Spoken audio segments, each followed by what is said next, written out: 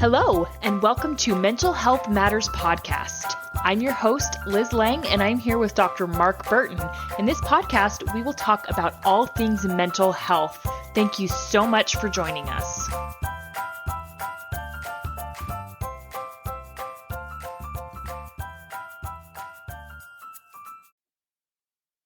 Hey guys, before we get started, I just wanted to pop on real quick and let you know that Adryon and I did have some technical difficulties with our sound, so the quality might not be that great. However, this is such an important topic that we decided to just go ahead and air it anyways, and we will be hitting this topic again. So if you have any questions or if there's anything you feel like we missed, please email me at mentalhealthpod21@gmail.com and we will be happy to address any concerns you have. Welcome everyone, and a big welcome back to Dr. Adryon Burton Denmark, the lovely daughter of Dr. Mark Burton, who is on vacation in Hawaii this week. And so we're very happy to have her back. So Adryon, why don't you go ahead and tell me your background in suicide? Sure. So I wrote my dissertation about specifically reasons that college students who were seriously considering suicide chose not to tell anybody. So that was the slice of this data set I took. But throughout my years at the University of Texas at Austin in my PhD program, I was involved in a research group that focused on college student suicide. Okay, perfect. Yeah. So, at that time, there had been a large study done through the participation of different college counseling centers and surveying their student populations. And then we ran another large-scale study of the same topic, kind of different aspects of it. So I spent a lot of years thinking and researching about things that contribute to the desire to die and, risk factors, protective factors, warning signs, and then chose to focus in on this idea of disclosure, because that's a pretty important element. No one can help if people don't talk about it. I completely agree with that. Not that I'm an expert, but it just, to me, it makes total sense that suicide has to be more talked about. And I think people tend to shy away from it because it's really uncomfortable, and it's really uncomfortable to talk about. And it's very vulnerable for someone to talk about an experience that they have been through where they wanted to commit suicide. And so it makes sense that talking more about it, I think, would make a huge difference. So in the US every year, do you know how many people commit suicide? Let's see, from the most recent data they have, it's listed as the 10th leading cause of death in the US, Okay. about 14 per 100,000. Of course, that really is different by age group. So the age group that I focused in on, it's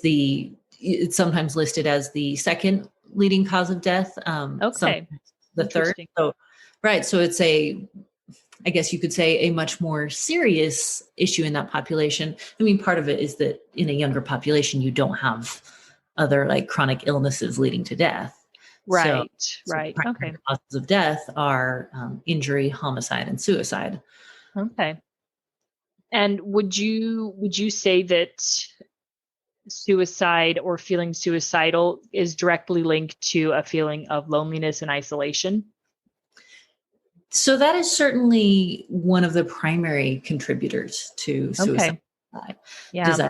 And there are a lot of different ways to talk about reasons that people die. Yeah. And so broadly grouped, that intense psychological pain that causes the desire to die is, there's a theory, the interpersonal psychological theory of suicide, that there are two pieces. And one is this social alienation, or we'd say a thwarted sense of belonging. So when people don't have the sense that they are connected and belong to a group. Okay. That's one of the components.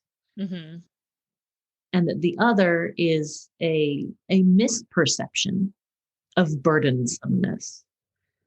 That makes sense. Yeah. So we'd call it a cognitive distortion that people are vulnerable to. Mm-hmm.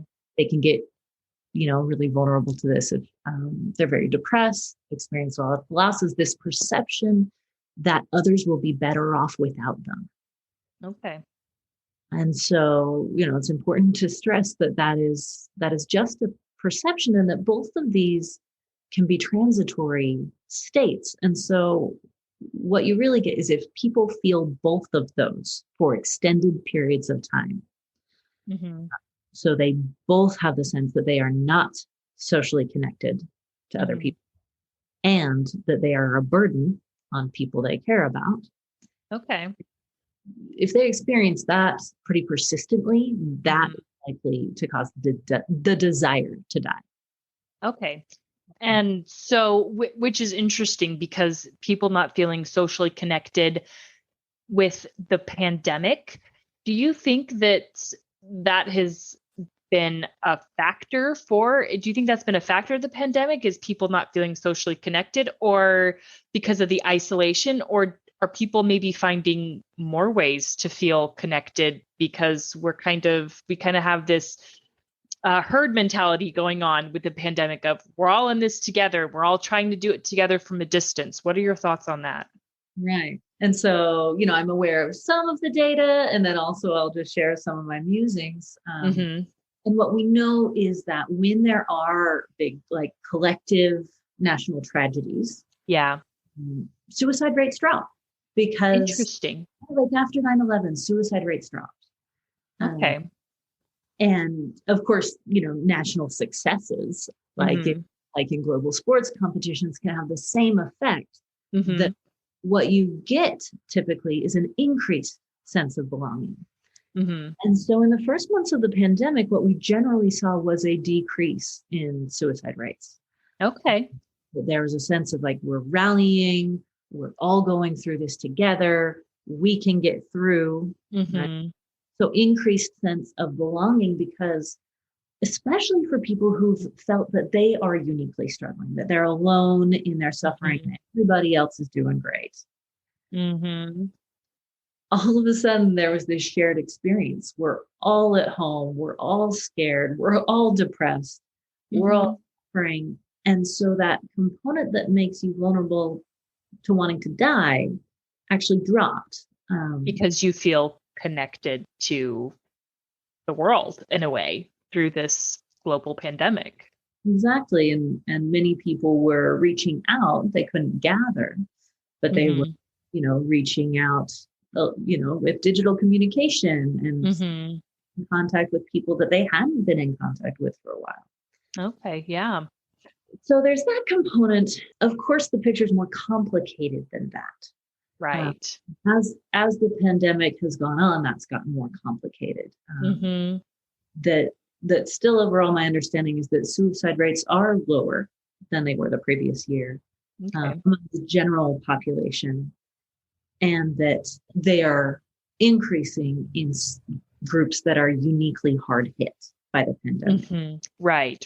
Yeah, we talked about that before. So people of color in suicide rates are up there because they're disproportionately hit by this pandemic.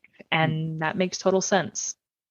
And the more of that quality that there is, a disproportionate impact, kind of tearing at that sense that we're all in this together. The more that we learn about, like, some people are doing great, some people are really suffering, and that's very unequally distributed, the more vulnerability that creates to the desire to die. So it's a complicated picture what's happening with this pandemic. Yeah. So let's change gears for a second. What are your thoughts on social media and suicide rates? Because social media is often this way for people to, in one way, stay connected, but in another way, people tend to only post good things on social media, and you only get a small window into someone's life when you see something they post on social media. And more often than not, it's positive. So what are your thoughts on the effects of social media and suicide? So again, certainly it's complex. Right. There have been plenty of studies done about social media and depression rates, and that the more time you spend looking at social media, the more depressed and the more lonely people feel. And it is because they're seeing pictures of their friends gathering without them. Certainly that's a big issue in the adolescent population that I treat. Yeah. So that feeling of being isolated and missing out, and my life pales by comparison. That said, it's also been a way that people have reached out for help, because feeling alone with things, vulnerability, and feeling connected to others who share some of the same struggles can be very protective. And so, I would say that it's had a mixed effect. Still, the recommendation is to limit your use of social media. If you want to be healthy and happy, limit it for yourself. If you want your teenagers to be healthy and happy, help them limit it also. There's that other, pretty adolescent specific application of social media, which is where they can use it to bully each other. And of course, that has to be associated with increased risk of suicide. Right. And also, social media, it doesn't replace actual physical human connection. It is great for, families that live in different parts of the world, or, particularly different parts of the country, I think is most common. It's a way to stay connected, and that's wonderful, and that's fantastic. But it doesn't replace connection, particularly connection with your community, which I think is important to overall mental health. I mean, as human beings, we're very social creatures, and we need social interaction. I was going to say, our brains do respond differently to being face to face, being to like touch and hug and be physically together. That is another thing that's also become clear as we've had to relate differently throughout the pandemic. Yeah. To feel truly connected, we do need that. Right. We need people, and more than just our immediate family. What would you say is the most vulnerable age for suicide? Well, that question is a bit loaded. No, it's just, what do you mean? Do you mean risk of dying by suicide? Because that would be older white men, right? Like, okay, we know demographically who's most at risk for dying by suicide. Okay. I think what's more interesting is talking about the prevalence of thoughts about suicide and suicide attempts. And so, we know that thoughts about suicide in some form, those exist on a continuum. Right. And, that continuum even starts before you really get to suicidal thoughts with what we call morbid ideation. I wish I weren't here. I wish I were dead. I wish I wouldn't wake up. Those really aren't suicidal thoughts. They're not about actively taking your life. Okay. Right? Those are extremely common, and you're very vulnerable to them when your brain's not well developed yet. Right? Okay. At that time of life, adolescence and young adulthood, when emotion is very intense, when social belongingness is everything, right? So threats to that are felt disproportionately impactful as an adult, one would say that. But it's not just disproportionate to a teenager. Right. Yeah. It really is everything. And they haven't had the time yet to develop life perspective, the sense of, I've gone through hard times before, I've gotten through them, I'll go through hard times again. So there is some resiliency developed with the perspectives of age. Yeah. Right. And even though they're less likely to die by suicide than some older age groups, that there's a high vulnerability to those thoughts and feelings, how intense everything feels at that age. Okay. So I guess if I were to rephrase the question of, which age group would you say is most vulnerable to suicidal tendencies? What would you say to that? It's So I would say that adolescent and young adulthood age group. Right. Okay. Which makes sense. I mean, the teenage years, for one, are just brutal.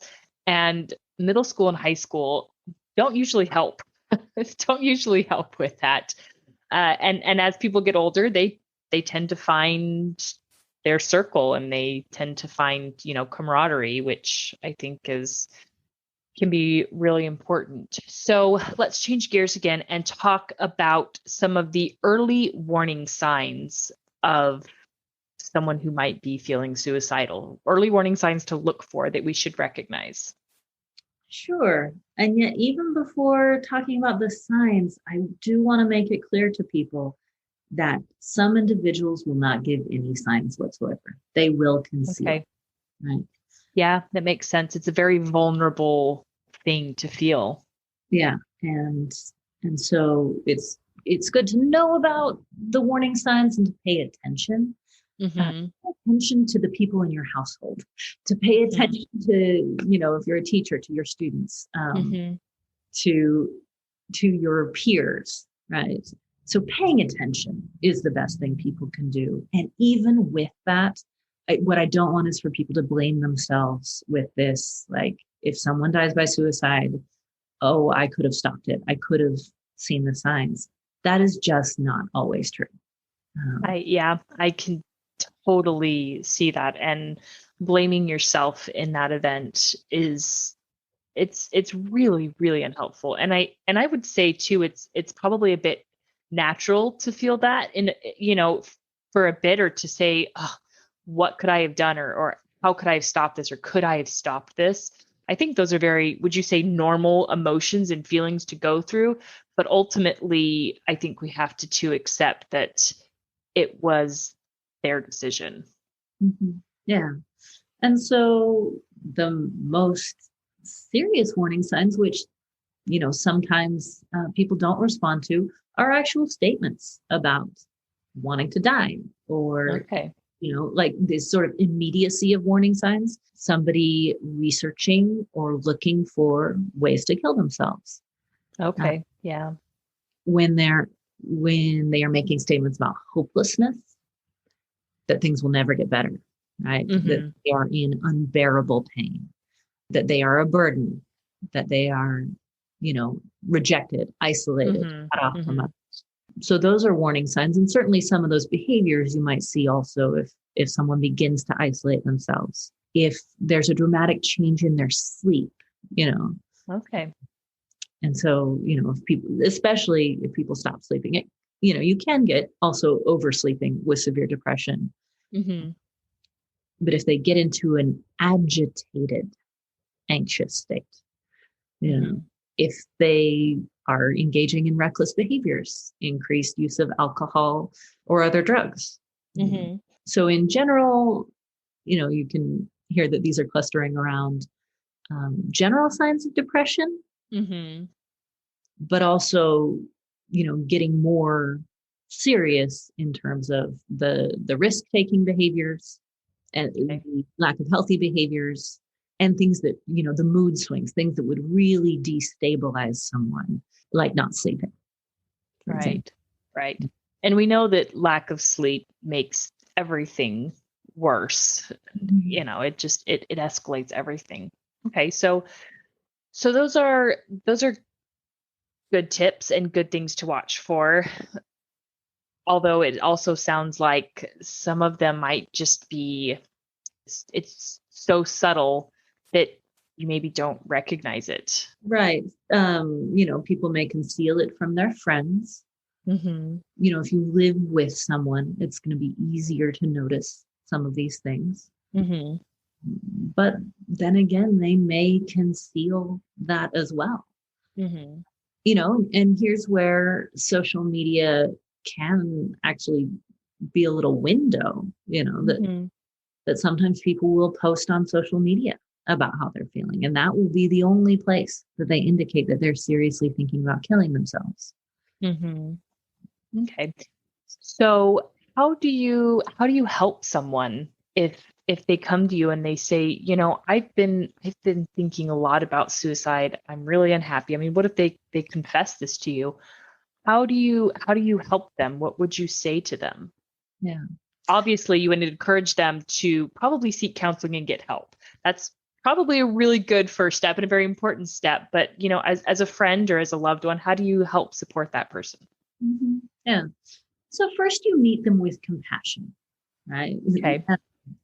And this is hard because when someone says, I'm thinking about killing myself, Mm-hmm. and they may not say it that directly, right? They might be Right. asking for help in sort of more subtle ways. Mm-hmm. And one of the things that we do recommend is that people, if you have any thought cross your mind that someone might be suicidal, Mm-hmm. that you go ahead and ask very directly. There's a fear there Okay. that you'll put a thought into someone's head that wasn't there before.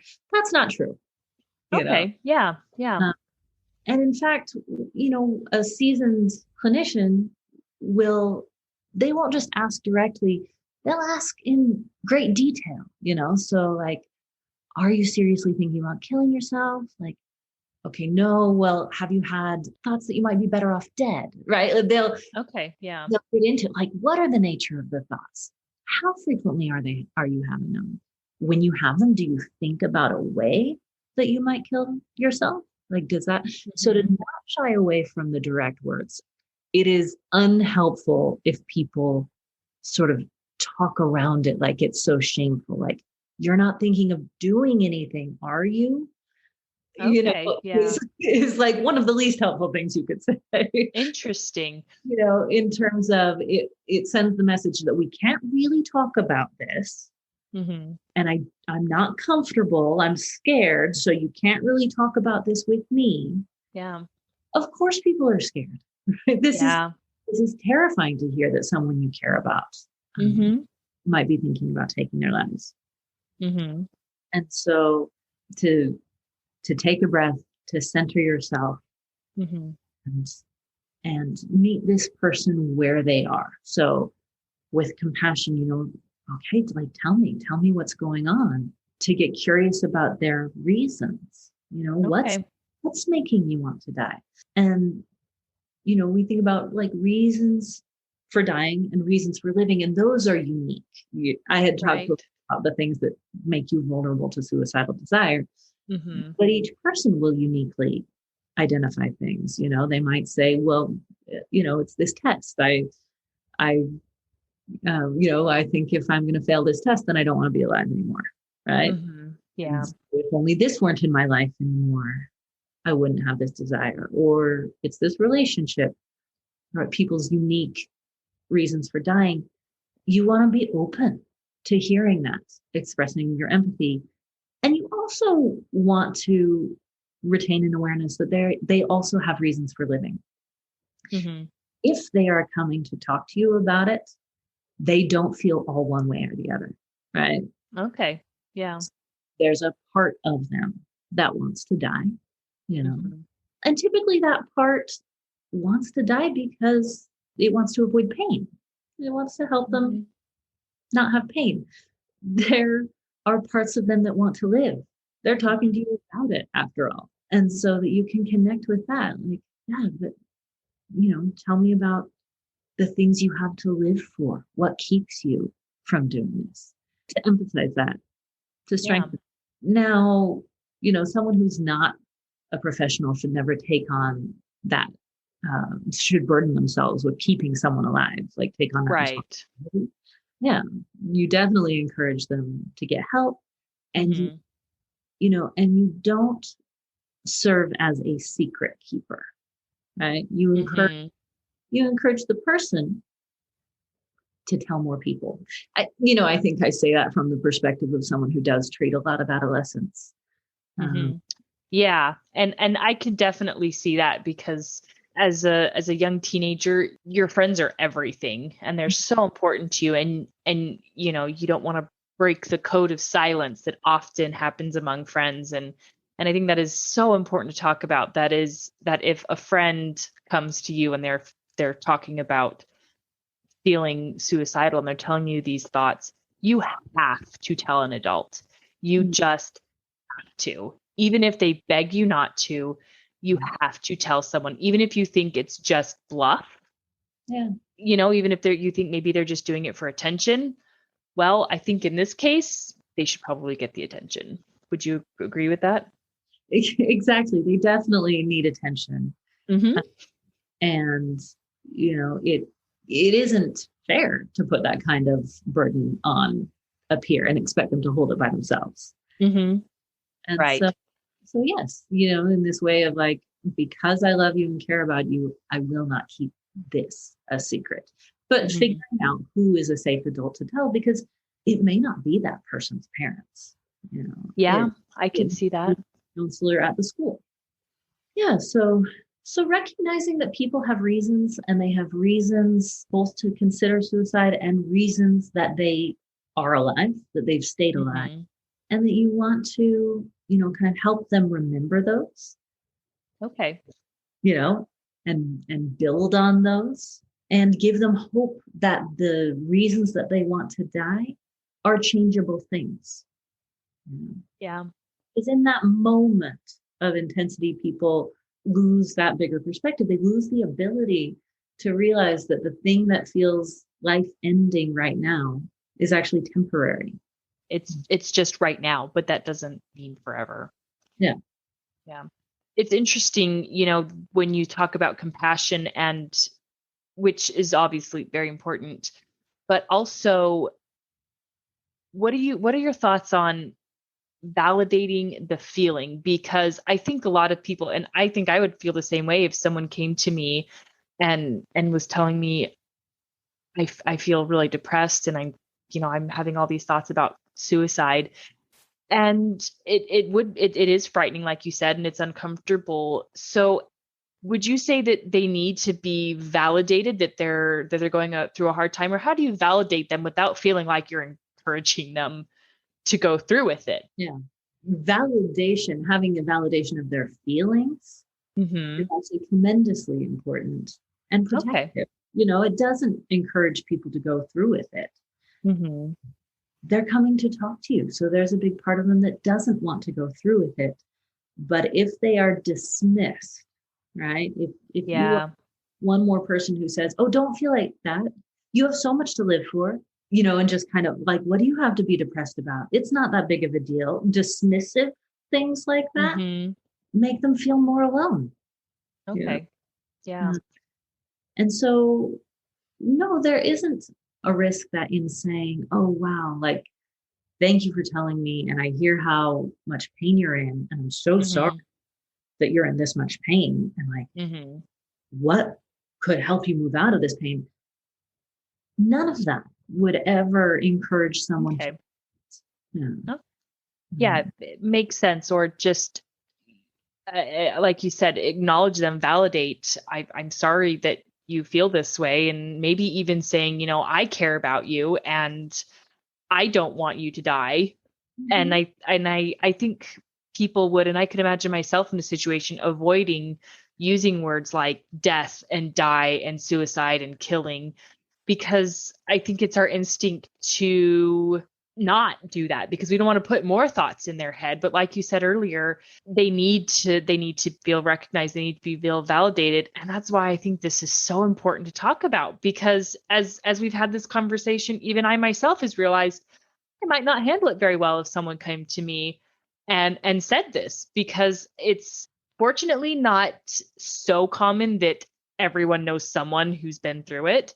But in those cases that it does happen, I think there's easy steps you could take to really help someone come off that ledge. Yeah. And what is more common than someone actually coming to you and saying, I've been thinking about killing myself, right? Is someone sort of approaching it subtly, hinting around it. Someone who needs help, who's scared to say it out loud. They're not sure how you're going to react. And so that makes it even more important to build your own comfort level with saying those words. Saying, are you thinking about killing yourself? Just that simple. And they'll tell you right away if no, that's not what they're talking about. Yeah. Yeah. And maybe it makes for a few uncomfortable minutes, but I mean, I think that's worth it in the long run. Yeah. You know? So someone is more likely to come and say, like, I don't think I can handle this. I don't think I can go on. Okay. Yeah. I just don't want to do it anymore. Right. You're more likely to get language from them that is not direct, because they're scared, and so it just never hurts to ask. They could say, oh, no, not at all. That's not, I would never do that. Or they could say, like, actually, yes. And then they feel seen and heard, validated, and just even in that moment, less alone, less vulnerable to it, more connection, more hope. Okay. This has been a fantastic conversation, and it is one that I am sure we will hit on again, because it's something that I don't think can be talked about too much. And I think there's a huge importance in breaking the stigma.